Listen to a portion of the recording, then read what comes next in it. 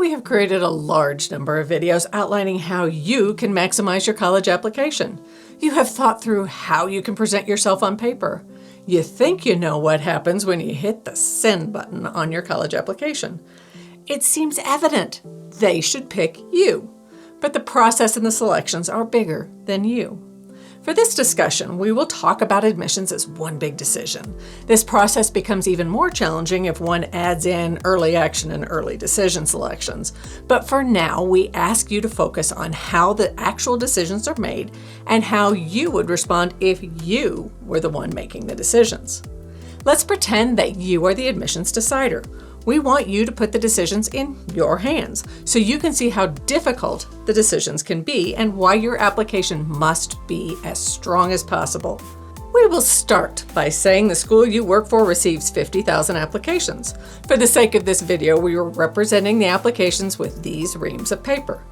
Each ream represents 2,000 applications. For this school, one candidate's application would be represented by 1/4 of a piece of paper. Now that is not 50,000 pages that you have to read. That is 50,000 applications. There are more than 10 pages per application, but we want you to get a feel for the enormity of the task. Your job is to help whittle down this stack to 20,000 acceptances so that the school can welcome 4,000 new students in the fall. Before you begin the process, the committee will meet to emphasize the skills, ability, and knowledge needed for each student to be successful and for the university to be enhanced by the student's presence. They will also review the preferred qualifications sent in to them by each academic department or college. To get to the College of Engineering, a student may need a different GPA, number of advanced mathematics classes, and SAT score than a student applying to the College of Business who may need some level of business-related volunteer or employment experience. Most colleges have a software program that stores and catalogs each application. This program also helps weed out applications that are not complete or do not meet their stated standards. So late applications, those missing necessary transcripts, reference letter, or any other hard and fast qualification for the school, those applications get weeded out. Another early step is to standardize the GPAs of each applicant by using a formula to make sure that schools on a base 5.0 scale and those on a 4.0 or other scales are converted to make sure the selection process is comparing GPA apples to apples. The chore of the initial read of these applications will be shared with all on the admissions committee, but there is still a substantial pile for you to read and review. Generally, each candidate has at least 2 individuals who will complete the initial read of their application. Those scores will be compared as the decision-making process moves forward. There are rubrics or cover sheets that allow each reader to register their impressions of your qualifications. The listing of the qualifications required by each academic college will be represented so the reader can reflect on how well each applicant meets the stated criteria. As you read each application, you note your observations on this form. The form follows each applicant throughout the process. As a reader, you recognize that there are very few hard and fast rules for admissions. If a student has little to show in one category but has an overwhelming list of accomplishments in every other category, the committee can leave the student in for consideration. Then the question becomes whether or not the student can excel in their major and if they will be a credit to the college. Hi, I'm Margaret Meek, and this is What If College Admission Selections Were Your Job?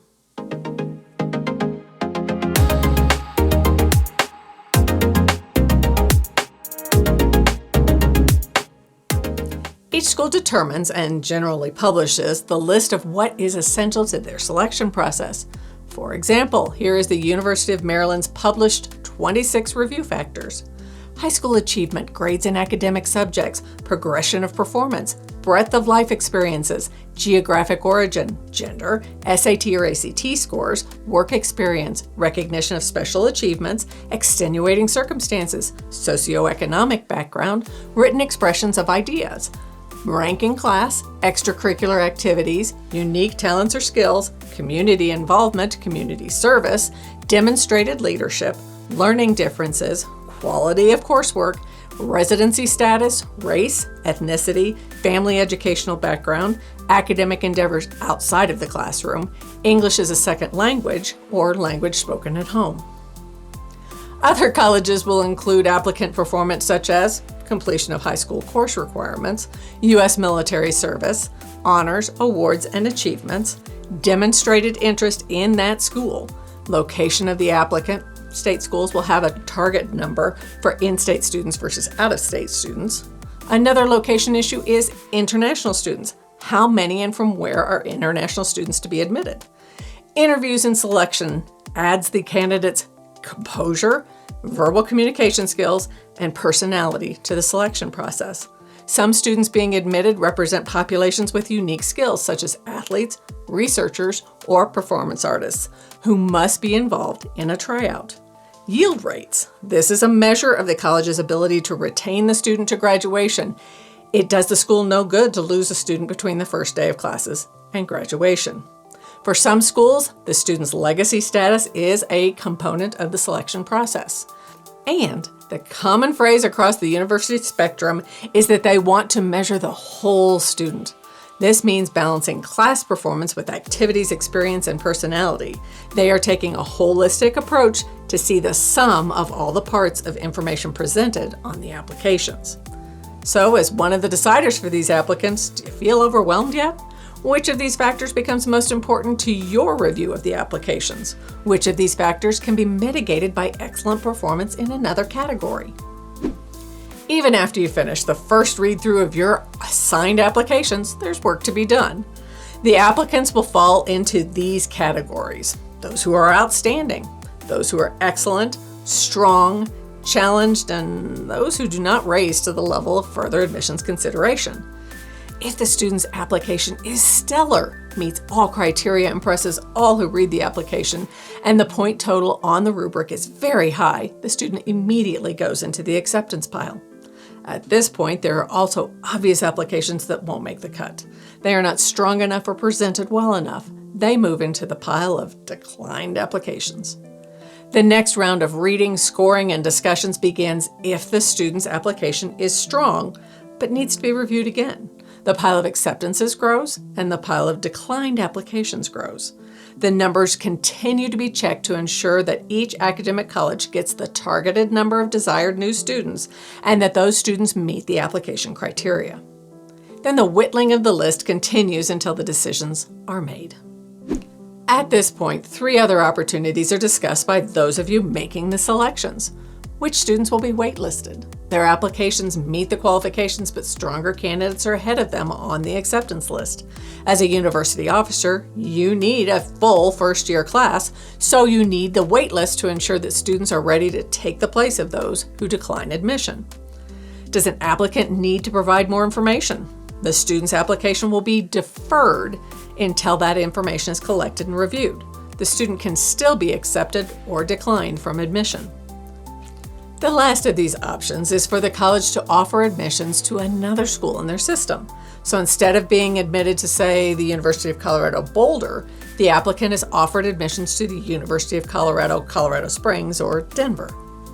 Individuals who have served in the decision-maker role before you offer some insight into other tipping points to help you understand different perspectives on the admissions choice. For example, colleges track contact with students and their parents. If someone is rude, pushy, or assumes they will be accepted before they do the application work, or a parent is doing the work a student should be doing, that's noted. These notations can become a decisive factor in admissions. Another tip: you can only give each application a small amount of time, so the application needs to have an impact.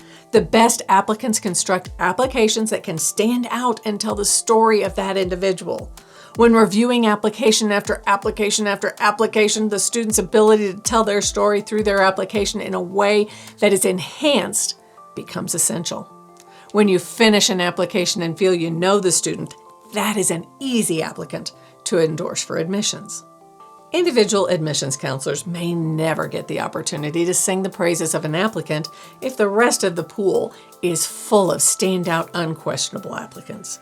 The incoming class will be built based on college needs and the opportunities the college can offer to the accepted applicants. Sometimes you must leave out an applicant that a selection committee member likes. Reading applications from and recommendations about students who share their personalities is much more productive.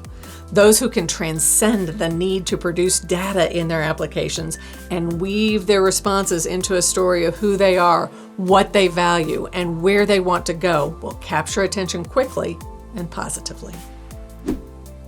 Admissions decisions are laborious, challenging, and enlightening. The entire admissions process is the lifeblood of every school. The staff takes each decision very seriously. So you get to think through whether a high GPA all 4 years is more important than a GPA that demonstrates a student figured out their education and continually raised their grade point average. Or if having 30 one-hour volunteer experiences versus 4 years of strong volunteer experiences with the same organization is more important. You can see that's no easy decision. Think through what it is like to be on the other side of the admissions decision. How does your application stand up across the board? If you found any of this information useful, hit the like button or consider subscribing. And if you have any questions, let us know in the comments below.